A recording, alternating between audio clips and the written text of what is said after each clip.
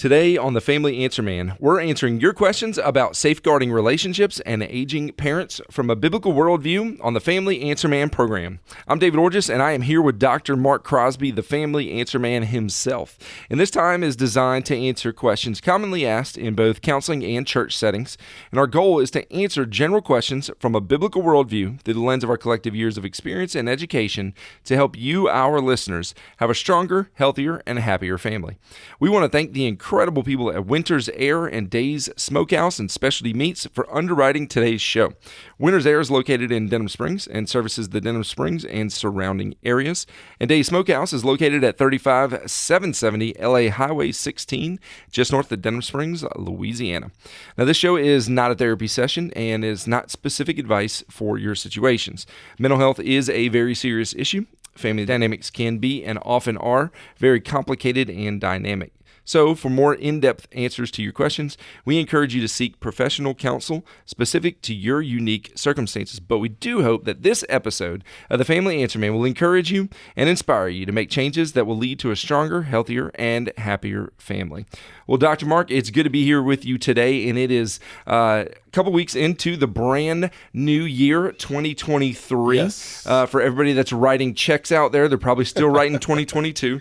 Yep. So as we move into the new year, there's always a lot of excitement that surrounds that, Right. and there are some difficulties that also surround that. Have you ever noticed that in either in your personal practice as a counselor or as a pastor, that people deal with those issues? Yeah, what happens a lot is people will hold on to their concerns, their emotions, their animosity, their dissonance, if you will, during the holidays because they want their kids to have a happy Christmas. They don't want to bring up bad things, to their spouse. But after the new year, after the holidays are over, a lot of these things start coming out. All bets are off, huh? Yes. And so what begins to happen is all the things that have been stuffed, all the things that have been held on to, all the things that they have not wanted to say now begins to come out. And it comes out like a volcanic eruption. And what happens is that it comes out with such vigor, if you will, and with such vitriol that sometimes the other spouse has a hard time managing or handling what's being said, and now the fight is on, and now they're going at it, and now they're saying things and doing things that have been stuffed, for the last several weeks or perhaps even months. And now it's all coming out, and here we go, the fight is on. And if not careful, the couple can now begin to say things and perhaps even do things that they never thought they would, like, let's get a divorce, or I'm out of here, or I'm leaving, or I'm taking the kids, or any number of threats. And so, the first couple of weeks of January are very difficult for a lot of couples. Right. So it's not just a time of new beginnings and everything's fun and exciting. It's also a time for a lot of processing of delayed emotions and conversations that come from the holiday season. Exactly. And so what happens is, unfortunately, some people will follow through with their threats. They'll call that family law attorney. They will leave. They will go stay at their mother's or whatever it may be. And now we have a crisis on our hands that must be reconciled, hopefully. And so this is where a lot of people find themselves, unfortunately. And it's a sad but often, true scenario for many couples. Yeah. Well, and that is a great segue to the first question that we have for the Family Answer Man today. If you would like to ask a question and write into the Family Answer Man, you can do that at familyanswerman@loumc.org. That's Family Answer Man at loumc.org. We would love to answer your questions. The first one that came in today for the Family Answer Man is this. It says, many of my friends seem to be divorcing in this new year. What are some principles that I can apply to my marriage that will help keep me/us from the same fate? Yeah, so unfortunately, again, for a lot of people, they wait till the holidays are over and they will drop the proverbial, bombshell onto their spouse and their family. I'm done. I want a divorce. I'm out of here. I can't take this any longer. I'm leaving, I'm moving back home, whatever it may be. And so I like what Dr. Jimmy Evans has done. Dr. Jimmy Evans gave what I would call 4 primary principles that create order, safety, and predictability in a marriage. Okay. And he got these principles basically from the book of Genesis chapter 2, the outline that God gives, Adam and Eve, if you will, as far as what marriage is to be.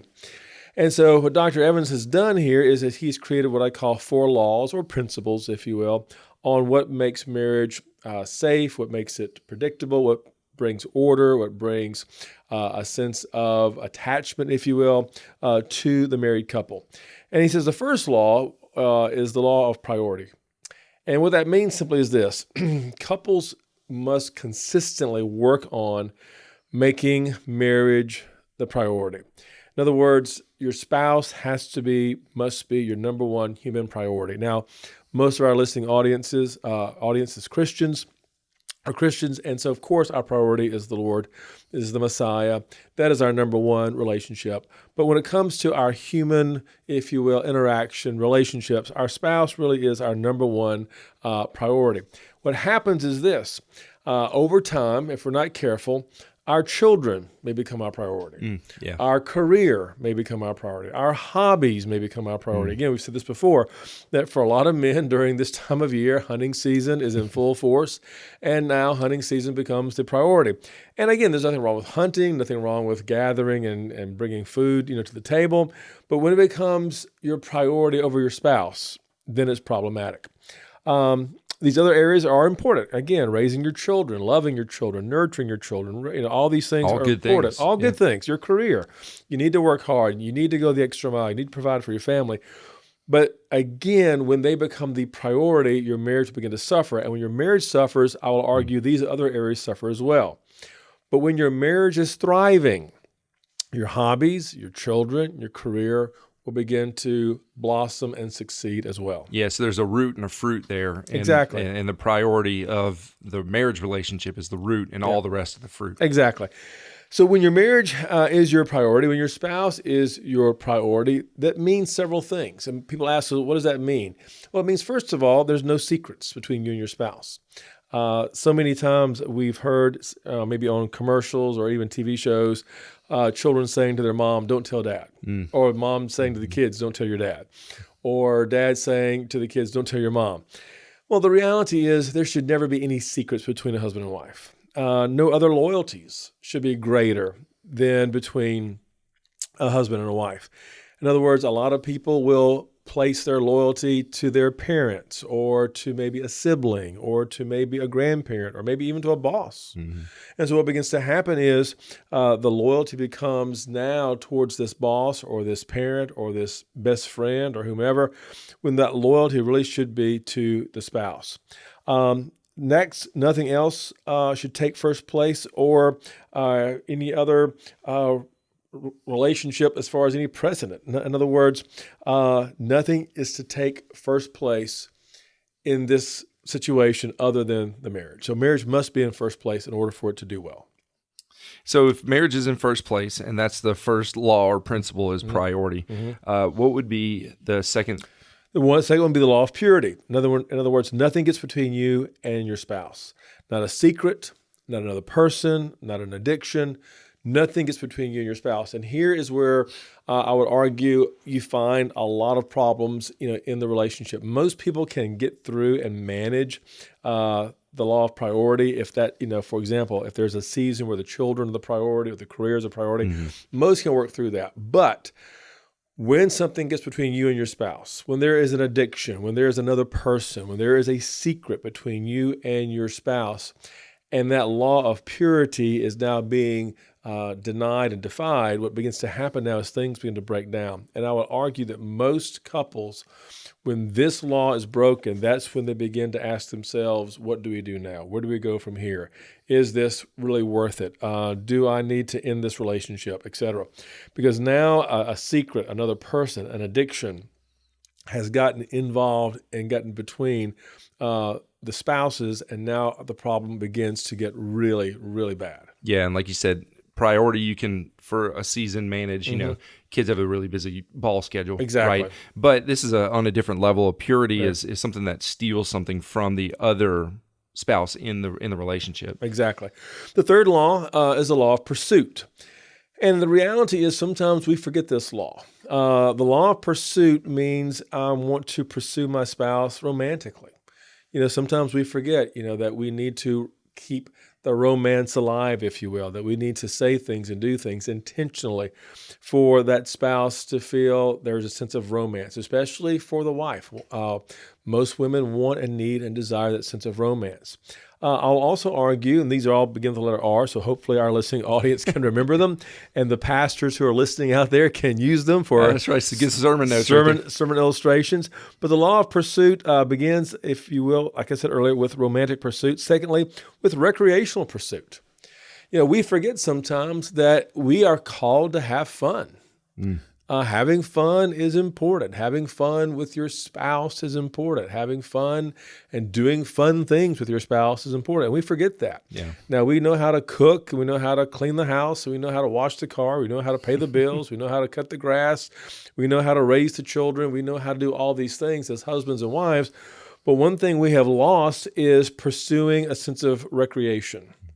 And so again, having that recreational moment, playing tennis, playing golf, taking a walk, going on a trip, just getting in the car and saying, hey, we've got, 8 hours. Let's go do something and let's see what happens. Let's find that little, mom and pop restaurant. Let's find that little, flea market. Let's find that place where we can just park the car and take a walk on the levee or whatever it may be, but doing something that is recreational and fun. Thirdly, the religious pursuit, pursuing, your religious, and I use that word, in quotes, but the spiritual growth and the spiritual desire and the spiritual need to grow together. If you haven't been to church in a while, go back together. If you haven't done a Bible study together, start one. If you haven't, prayed together in a long time, maybe that needs to be where you need to go. But the religious pursuit, pursuing this together is important. And then last of all, this relational pursuit. Ask yourself the question, how is our relationship doing? And what can I do to make our relationship better and stronger? Here's what I know. Throughout the year, husbands and wives give each other little hints as to what the marriage or what they think the marriage should look like or be like. You'll hear little things like, maybe we should do this more. Maybe we could go over here. Or maybe we could go with them over there. Maybe we could take a drive or maybe, if we, could see this more or do this more. So their little hints are dropped, all year long. Listen for those and then begin to pursue that area relationally. So romantic pursuit, recreational pursuit, religious pursuit, relational pursuit.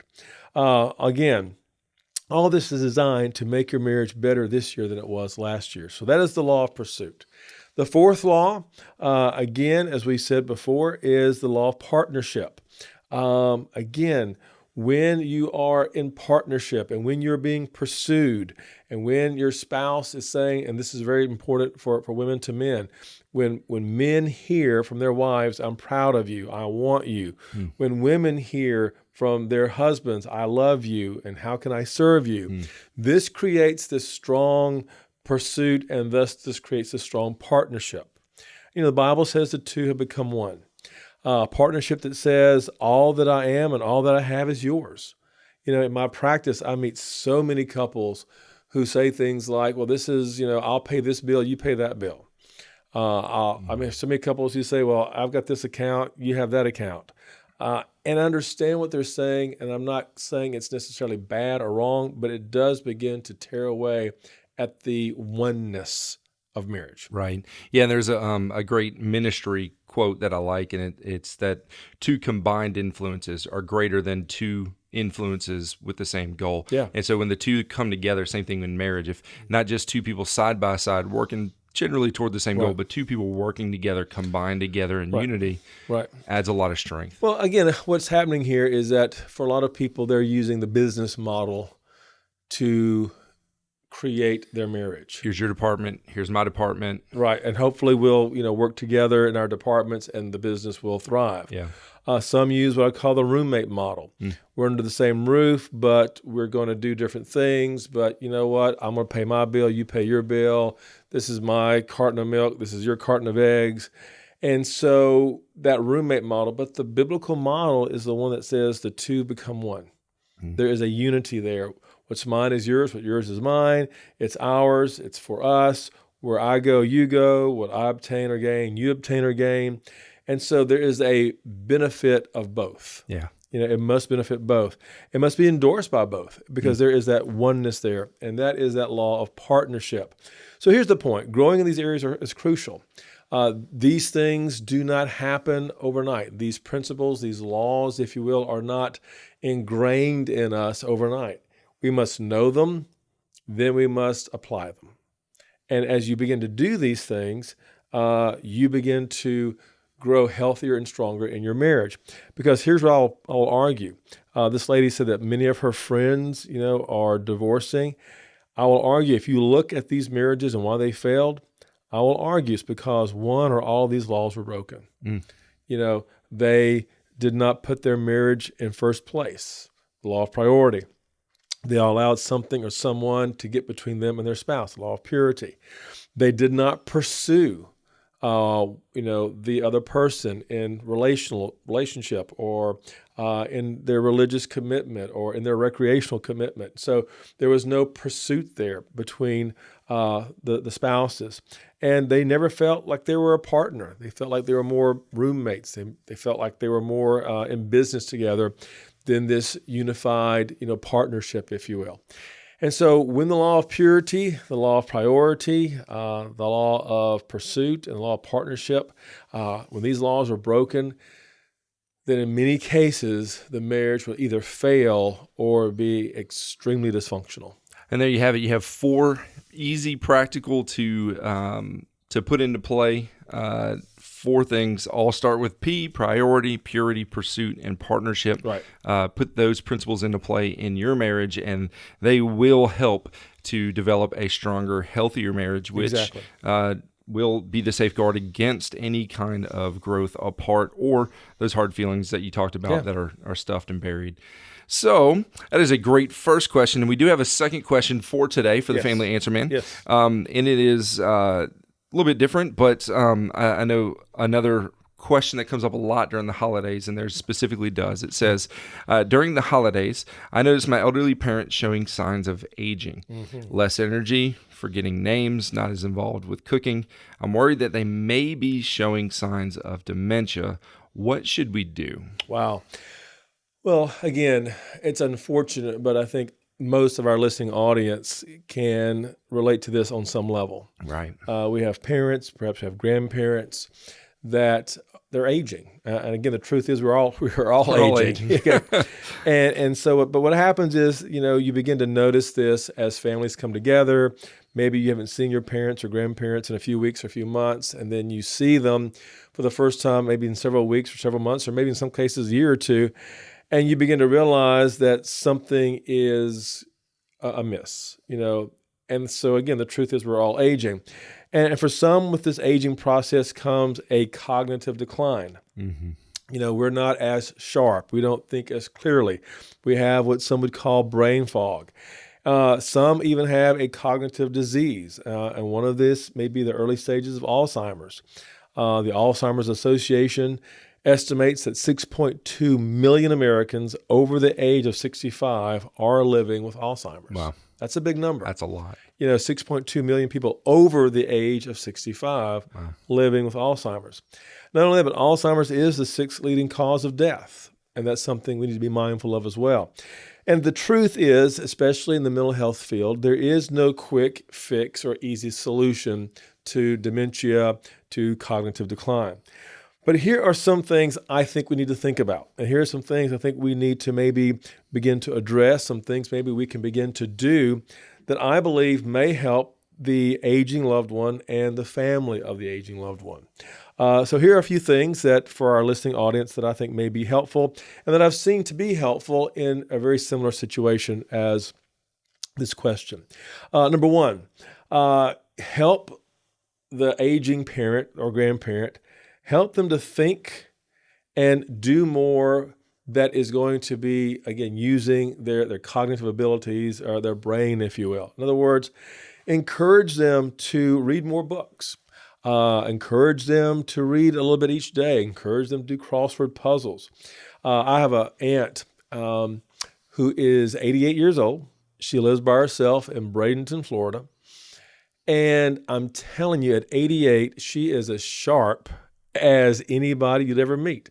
She knows names, places, people. She has a great critical thinking ability. She can discuss politics. She can share what she has read, what others are doing, what she hears on the radio. She knows how to converse on almost any subject. And she is just this amazing person at 88 years old. She goes up and down she lives on the second floor. And she goes up and down her steps, like a teenager. It's amazing. But here's why she's able to do this. She reads probably a book every 2 or 3 days. Oh, wow. And I'm talking a novel. I'm talking she's a big John Grisham fan. All right. Okay. And the Lincoln Lawyer. And so exactly. And so she reads, books by Bill O'Reilly. I mean, she wants books for Christmas. So she is an avid reader. She gets out, she walks with her friends, she plays various card games with some of the other ladies in her community. But she does these things that keeps her mind sharp and alive. So one of the things I encourage the listening audience is that if you have a parent that is aging or grandparent, help them, encourage them to read, help them, encourage them to do crossword puzzles, help them, encourage them to go through a photo album. Create a photo album and just simply ask, hey, who is this? Who is that? Who is this? Who is that? Let them put names to faces. Another thing is if this parent or grandparent plays any kind of musical instrument, continue to encourage them to do so. Yeah. If you have a mom that used to play the piano in church, if you have a dad who used to play the guitar or whatever, if they were a musician, keep them playing. Mm-hmm. Playing games is another thing. Yeah, it's easy to see when you get older, you stop working out, stop getting active. Mm-hmm. Physically, it's a very visual appearance. Same thing with the mind, though. If you don't use it, you lose it. Exactly. Those abilities help you stay sharp. And so what happens is that if a person maybe is not a musician, but maybe they used to love to sing, or maybe they just love to sing but never really sang in the choir, they just love to sing or whatever, or they love to sing along, with the radio or with the CD or whatever. Some of us are created for sing along. Exactly. But it's okay to sing with them. Let them listen to the music of their generation, whatever that may be. But keep them active in those areas. Take them for walks. Encourage them to go for walks. Let them be as independent as possible. So that's the first thing. Number two, make sure they have good nutrition and perhaps take supplements that help with their cognitive functioning. There are a lot of supplements out there at various places. Walgreens and other places where you can find, supplements that will help them to keep their brains sharp and keep their brains active. Number three, don't demote them. Unpack that. Don't demote them. What I mean by that is this. Yes, it's okay to lighten their load, because those parents and those grandparents for many, many, many years, they did all the cooking, right? Right. Grandma did all the cooking, or mom did all the cooking, and she did the turkey, and she did all the desserts, and baked all the pies, and made all the other dishes, the squash casserole, whatever. But there comes a point in time when they're no longer able to do it like they once did. Mm-hmm. And what happens is for some is that either A, they keep pushing their parents to do so, and that really puts a stress on them, or B, they take it all away from them. So my point is, don't demote them, but simply lighten their load. Let them cook maybe a dish or two, but not everything. But that's very important to do. Another thing that can be done that will help them, I think, and the family as well, is pull out a family tree, or in mental health verbiage, the genogram. The genogram, yes. And ask them, well, who was, great-great-grandfather, or who was the great-great-grandmother, or where did they live, or where did they come from? And let them tell their story. Telling the story of days gone by, telling the stories of the past, really does, I will argue, improve cognitive functioning of people who, again, may be struggling in this area. Not only that, but they will tell you of family members that maybe you've never met, maybe you heard of but never knew. Maybe they passed away before you were born. but that will also put you in touch with maybe your roots and your heritage, if you will. Here's one that I think we don't really think about too terribly often, and that is this. Recognize that your parents and maybe even your grandparents or whomever it may be, that aging person in your life, recognize they fear growing old. And they fear the inability that they will be able to not do things as they once was able to do. In other words, the inability to not do things really is a fear and really does create some anxiety in the life of our aging loved one. Yeah, and it makes sense when you really slow down and stop and think about it. It makes sense when you think, if you told me, hey, here is a list of, your top 10 favorite things, and 6 of them you're not going to be able to do next week. Right. That is a lot of cause for concern and distress. Yeah. So exactly. So recognize that they fear growing old. Recognize that there is something inside of them that says, I still want to keep doing, whatever it is they love to do, cooking or baking or hunting or fishing or whatever, or that, that garden, which is all important. But also know that they are concerned about not being able to do that. So being sensitive to that. Again, let that older parent play the song on the piano. Let them, lead the family, in Old Anxiety on New Year's Eve, whatever it may be. Let them lead the family in, some Christmas carols. Ask them to say the prayer before the meal. Invite them to play the game that you're playing. Invite them to tell the story of yesteryear. Again, let them help decorate the tree. In other words, get them, and this is the point, continue to involve them, include them, incorporate them, and invite them. Yeah. That's so important for the aging parent or grandparent. Recognize their limitations, recognize their lucidity or their cognitive functioning, recognize their legarity or their moving, maybe they're moving a little more slowly. But you help keep them moving. You help them to use their brain. You help them get involved in life. You help them get involved in family. And you help them to get the proper nutrition they need, maybe even with supplements that may be helpful in keeping their brain sharp and alive and active. And if we do these things, then I think we will be able to see our aging loved ones continue to be involved and be invested in the things that we love, especially during the holiday seasons and other special occasions. Yeah, it gives them a lot of the physical boost and encouragement that they need, but it also gives them a lot of things you talked about, just help give them and maintain their identity and their dignity as just a human being that adds value to your family, to life. Exactly. And so if you're noticing this about them, then that means that I will argue it's important for you to do something about that.